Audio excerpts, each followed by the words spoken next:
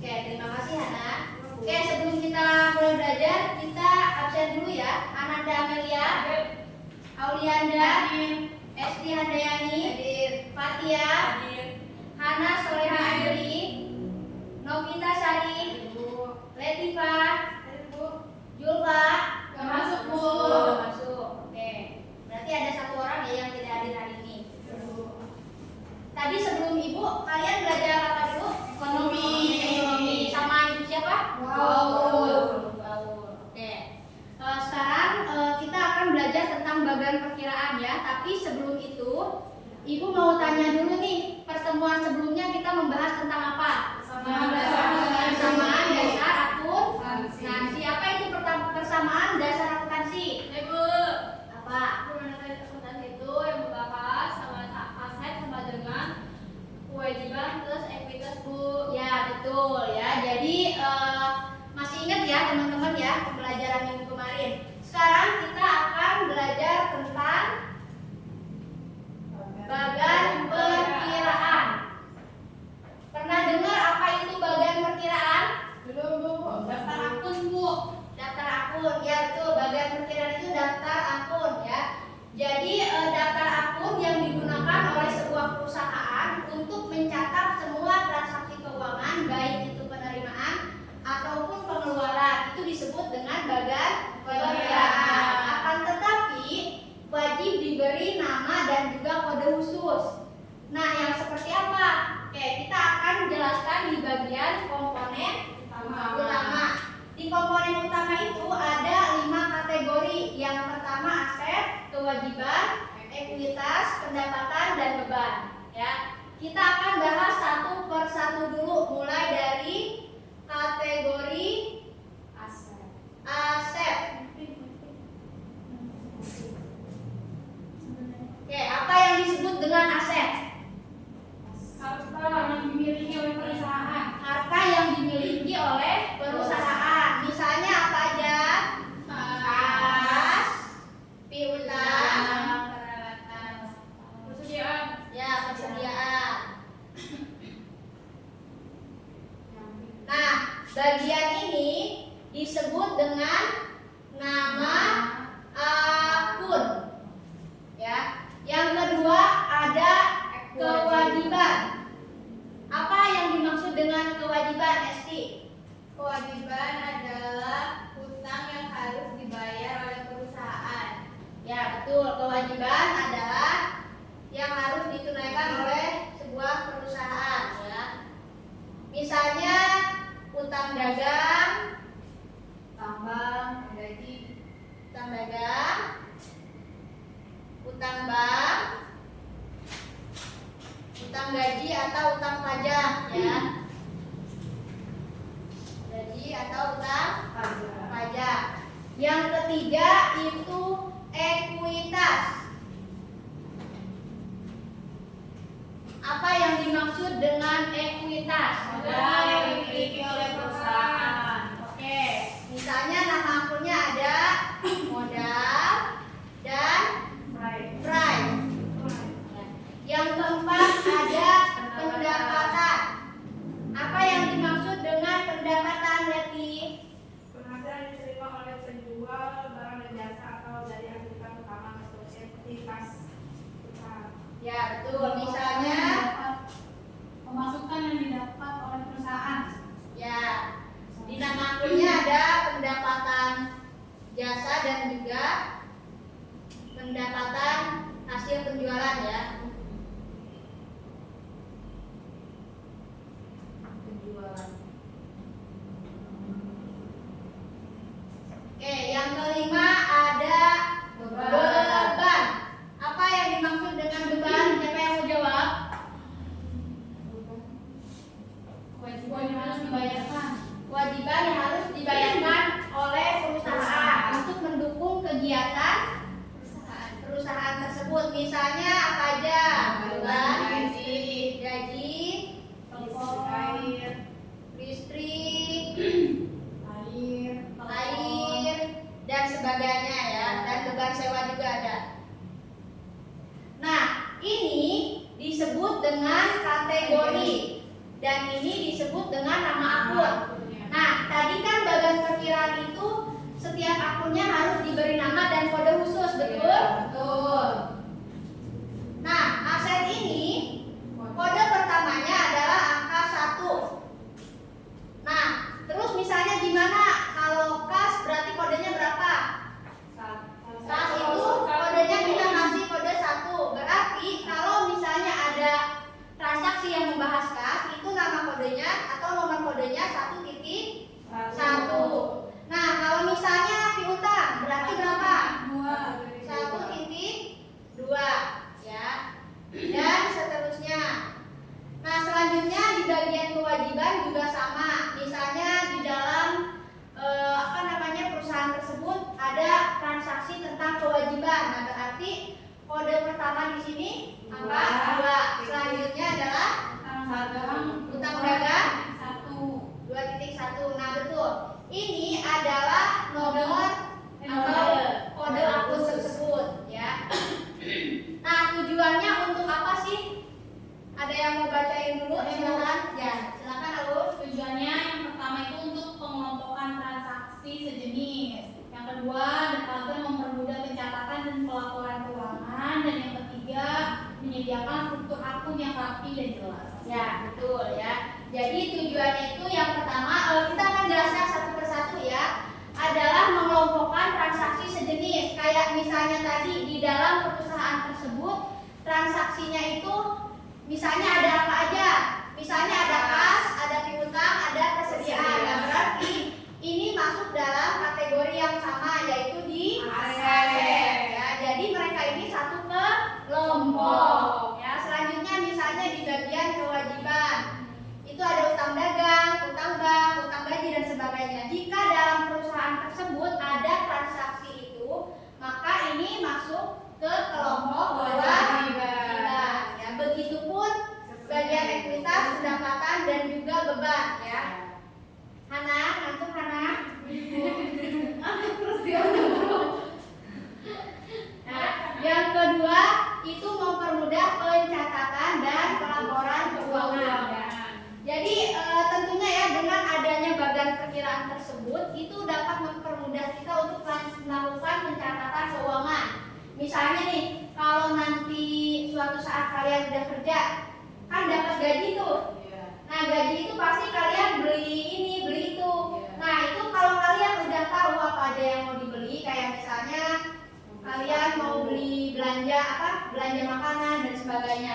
Nah, itu kalian bisa menggunakan bagian perkiraan ini ya, itu untuk mempermudah pencatatan dan laporan keuangan kalian. Misalnya budgeting lah ya. Nah, selanjutnya adalah menyediakan struktur yang rapi ya. Jadi kalau udah ada ini, ketika kita mau bikin laporan, itu kan akunnya udah rapi ya, udah ada. Dan tentunya itu akan mempermudah kita untuk membuat laporan juga seperti itu. Nah, di sini ada sebuah usaha baru ingin memulai pencatatan keuangannya. Mereka perlu menyusun daftar yang terstruktur agar mudah dalam mengelompokkan transaksi dan membuat laporan keuangan. Bagaimana mereka dapat menggunakan bagian perkiraan untuk mencapai tujuan ini? Nah, ini misalnya contoh kasus ya. Nah, cara memecahkannya yang pertama itu diidentifikasi dulu kategori utama akunnya. Misalnya kita buka konter. Nah, di dalam buka konter itu apa aja sih transaksi-transaksi yang ada? Misalnya kita perlu modal nggak di situ? Oke, ada pengeluaran untuk Persediaan. Ya. Nah, jadi harus kita identifikasi dulu ya kategori-kategorinya, nama akunnya yang ada dalam usaha tersebut itu apa. Yang kedua itu membuat kode akun. Kayak tadi dibikin dulu. Nah ya, kode akun ini dibuatnya itu terserah kita ya, tetapi harus sama dari awal sampai akhir, harus konsisten. Gak bisa misalnya bulan ini kita kasih kode misalnya untuk aset ini 1, terus tiba-tiba bulan depan berubah jadi 2, itu nggak bisa ya. Tapi harus ditetapkan dulu kodenya berapa ya, termasuk yang ini nama akunnya juga sama, kodenya nggak boleh berubah. Yang ketiga, menentukan nama akun yang jelas. Gak bisa misalnya kita di dalam usaha itu, misalnya kita beli minyak, gak bisa di situ ditulisnya beli minyak, gak bisa. Tetapi beli minyak itu termasuk ke dalam apa dulu nih? Misalnya persediaan, berarti beli minyak itu nama akunnya persediaan. Jadi nggak bisa kita di situ kasih nama beli minyak aja, nggak bisa ya. Oke, selanjutnya adalah menyusun bagan perkiraan. Nah, contohnya seperti ini. Oke, nah contohnya kayak gini ya. Ada hapus?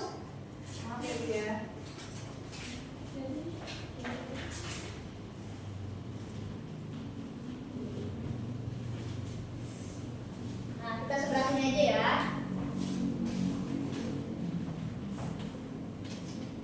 Nih, misalnya ibu buka usaha jualan basreng. Nah, berarti di sini itu yang pertama ada apa dulu? Modal, harus ada modal dulu. Nah, yang kedua itu pasti harus ada apa dulu selain modal? Apa? Ya, bahan-bahan. Berarti ini bahan-bahan ini termasuk ke dalam apa? Persediaan.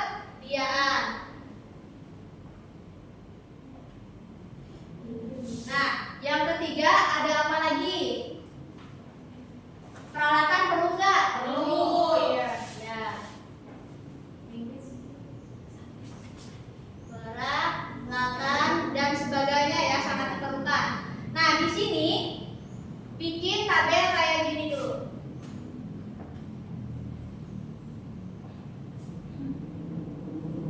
Kode akun, nama akun, dan jumlah jumlah modalnya atau jumlah pengeluaran ataupun penerimaannya. Nah, misalnya ibu beli minyak dulu, ya. Minyak itu tadi termasuk ke dalam apa berarti? Persediaan. Berarti di sini tulis persediaan.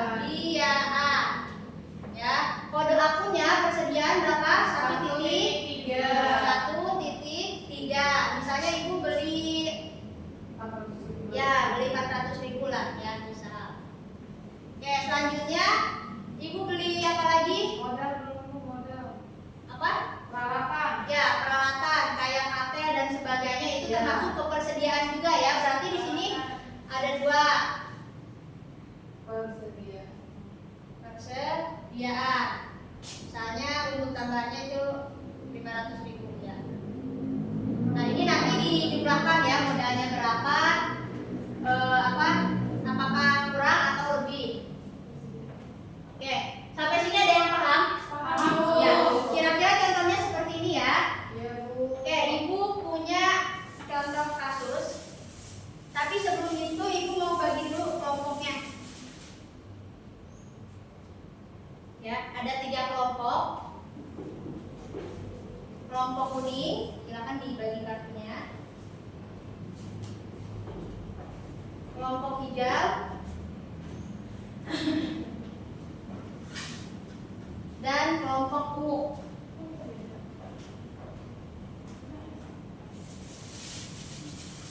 Oke, kasusnya sudah ibu tulis di flashcard ini ya. Jadi nanti kalian diskusikan dan isi ya ke sini, ke papan tulis nanti. Tapi yang mengisi adalah nomor yang ibu sebutkan. Misalnya ibu menyebutkan nomor 1, itu artinya nomor 1 harus bisa menjawab.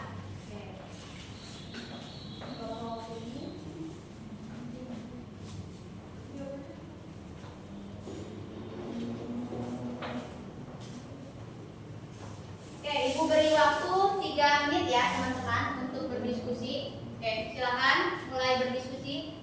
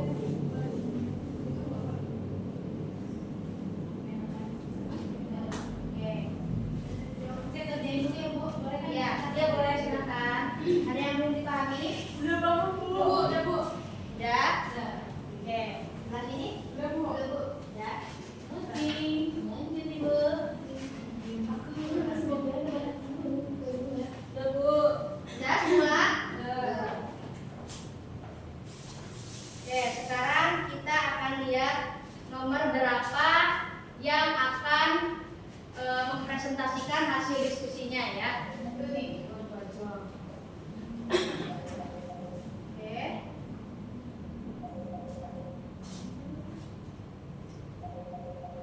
Nomor 1. Ya, siapa yang dapat nomor 1? Ya, nomor 1. Oke, nomor 1 dari setiap kelompok ya, silakan. Iya. Setiap kelompok perwakilan satu orang. Gue nggak pakai ini kepala. Apa sih? Gue dibaca apa ditulis ya?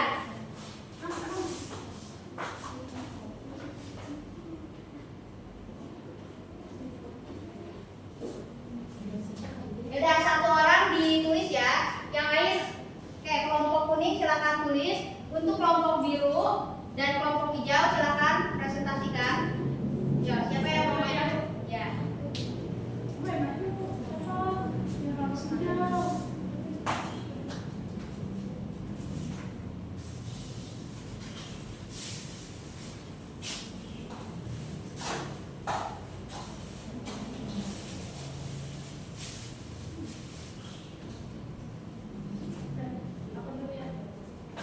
Oke, silakan kelompok ungu.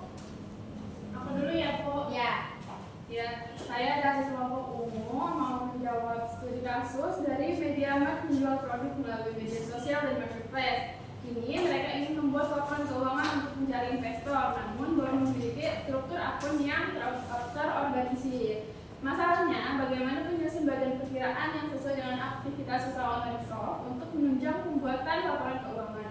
Jadi, untuk penyusunan berdasarkan aktivitas e-commerce-nya, dia yang pertama itu menentukan dulu nih apa aja, menganalisis dulu transaksinya. Terus dia membuat bagian perkiraannya seperti yang sudah dijelaskan. Kayak kita menyusun dulu nih nama-nama akunnya apa aja, kayak ada di persediaan, terus ada aset, kewajiban dan lain-lain. Oke, sudah betul. Terima kasih Amer. Oke, silakan dikumpulkan hasil diskusinya. Sudah diberi nama? Sudah, Bu. Oke, terima kasih ya. Ya, untuk jawaban kelompok hijau yaitu nomor 1 studi kasusnya kuning, toko kue anak manis baru saja didirikan oleh Gunisa. Ia ingin mulai mencatat transaksi keuangannya secara rapi. Namun ia bingung bagaimana menyusun daftar akun agar sesuai dengan kebutuhan usahanya. Masalahnya, bagaimana cara menyusun badan perkiraan untuk usaha toko tersebut agar pencatatan keuangannya terstruktur. Jadi jawabannya itu bagi usaha mikro seperti toko kue anak manis yang baru saja berdiri, pendekatan praktis dapat dimulai dengan membuat daftar akun dasar yang relevan. Ibu Nisa bisa memulai dengan akun seperti kas, modal, penjualan, pembelian bahannya, dan biaya operasionalnya. Pencatatan dapat dilakukan secara sederhana melalui buku tulis atau aplikasi keuangan digital lainnya, seperti buku kas atau Microsoft Excel. Setelah berjalan, struktur akun ini dapat dikembangkan sesuai dengan kebutuhan usaha. Bila perlu, Ibu Nisa dapat berkonsultasi dengan akuntan atau pelaku UMKM lain untuk menyesuaikan akun-akun agar lebih efektif dan akurat dalam mencatat aktivitas keuangan tokonya. Begitu Ibu. Ya, oke betul. Terima kasih Novi. Terima kasih Amer. Silakan duduk kembali. Oke, nah ini juga yang hasil diskusi dari kelompok kelompok kuning ya. Jadi kode-kodenya itu ada siapa, nama akunnya itu ada kas, ada persediaan, utang, modal. Ini apa? Penjualan kue. Penjualan, beban gaji ya. Oke, sampai sini sudah paham? Paham, Bu. Oke, alhamdulillah sudah paham ya. Jadi nanti kalau semisalnya kalian udah lulus nih dari sekolah ini mau bikin usaha, nah penting banget ya ada atau bikin badan perkiraan biar tersusun rapi, terstruktur ya apa namanya usaha tersebut. Oke, sampai sini semuanya udah paham? Paham, Bu. Oke. Oke, ada yang mau menyimpulkan? Bu. Oke, apa? Jadi kesimpulannya badan perkiraan itu adalah gimana ya? Proses Proses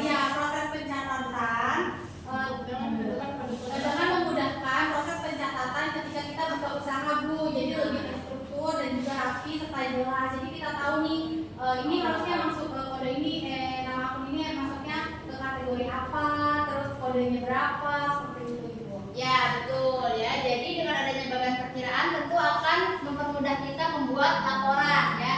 Jadi kita juga bisa lebih mengontrol bagaimana keuangan kita. Oke? Paham sampai sini semuanya? Paham, Bu. Oke, karena